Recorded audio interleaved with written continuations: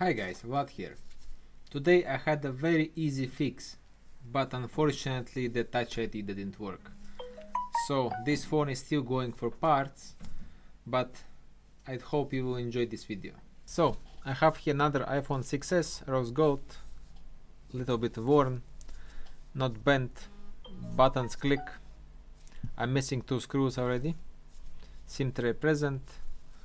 Screen looks intact, at least for now. Yeah. So let's connect it to the power.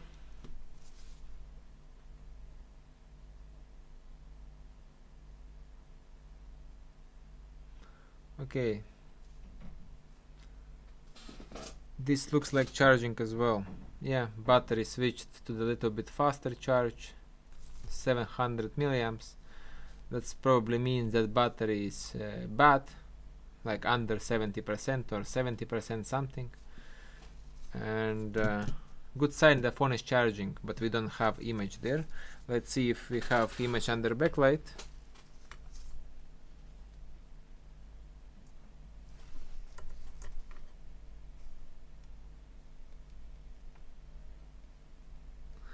No, I don't see image under light there. Okay, so let's disassemble the phone. So I connected the good screen that I was testing phone in previous video. I know that screen works, so let's connect it again and check.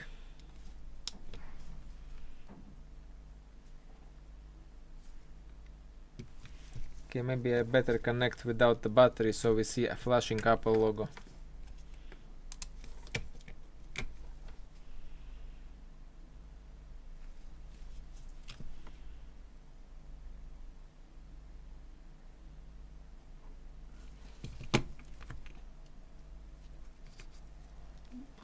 Consumption is some kind of a different. It's not supposed to go that high. Still no image, but it's really high peaks there. So motherboard is out. Let's investigate under microscope. Overall it looks okay.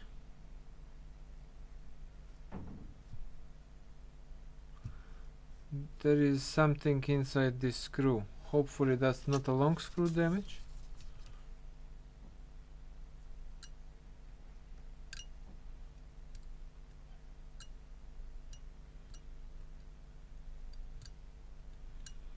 Hopefully not. Yeah, so this area looks okay. Little bit of water here, little bit of water on the connector of the power button. Nothing major here. Overall looks good from this side, and this side looks good as well. Maybe a little bit of water here.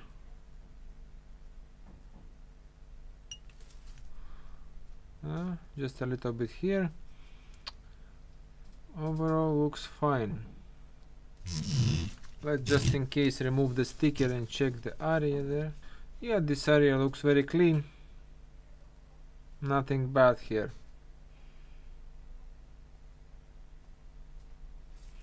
Okay, let's diode mode the connector. Why we don't have image in the first place. So let's start from this side. That's okay. Okay, we have a short here. We're not supposed to have short here. Let's check where it goes. This goes to these two capacitors. Oh no, sorry, these capacitors and filter. Filter goes to other capacitors and to the chestnut. So what you think? Is it the chestnut? What's you not moving? Is it the chestnut or the capacitors? It's just easier to remove one by one and check. So let's start with these big ones first. From here, this is 2, 3, 4. This cup needs the attention.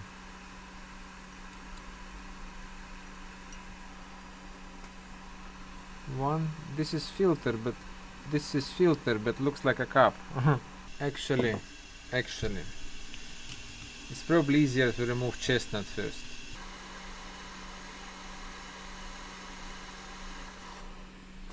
Okay, chestnut is out. Okay, let's check for the short.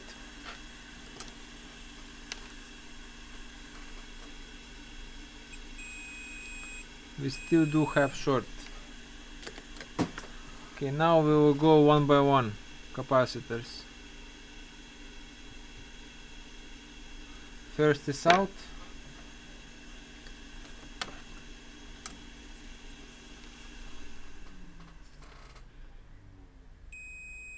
We still have short. Okay, let's go this one.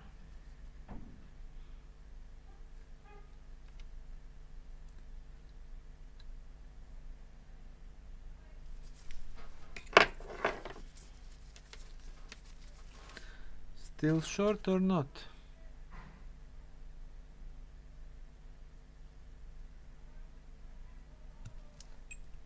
Was it a filter? No, I have a 6S here. It's not supposed to be a filter.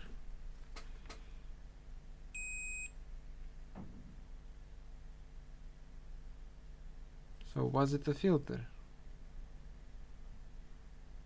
Or no? I don't have the chestnut connected, that's why. So probably the side capacitor was shorted one, and now because I don't have a chestnut connected, I don't have a reading there. Let's put chestnut back. Yeah, chestnut is okay. Yeah, we don't have a short anymore. Yeah, we have an image now. Let's see if the phone boots. Yeah, we have boot, we have touch, we have user data. Okay, let's connect the phone with the button and check if we're getting Touch ID error. Let's test original screen as well. Maybe I don't have to spend any money here. That would be excellent. Screen works, but it's flashing and it has a water damage mark over it. So I will have to replace it anyway. We still have a Touch ID message. Hey, that's not good. Let's check Touch ID with another screen. We still have Touch ID enabled to activate. Okay, let's check the touch connector. So let's check this straight away. We don't have a short here. No short. Okay, this is ground. This 500, 500, 400, 470, 600, ground.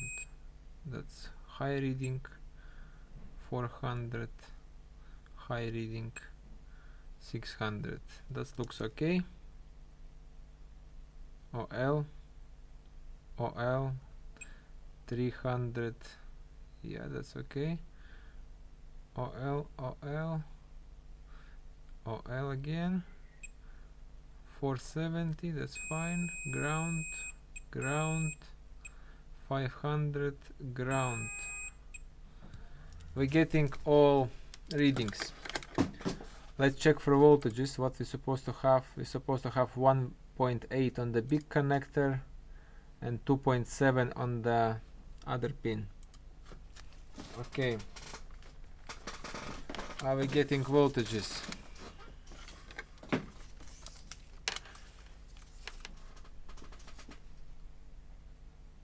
I'm getting 1 V8 here and I'm getting 2.75 here.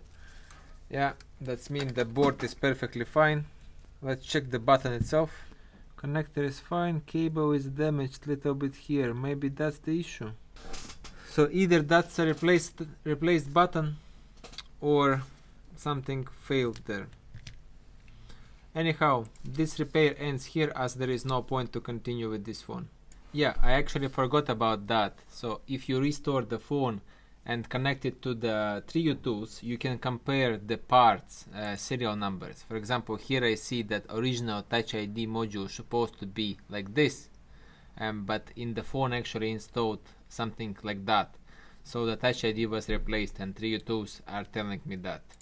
And as well, battery, as confirmed in the earlier, it's 76% because it's not charging fast. So this phone is failure as well. It's actually very sad because these phones are, you get excited, you know, when you see the motherboard so clean, you know that it's easy fix. Usually it's usually some kind of a small component short circuited or just IC failed. Yeah, so you fix it quickly, you don't spend much time, and in the end you have the button replaced. Yeah, well, what you can do. I hope you liked the video and see you next one.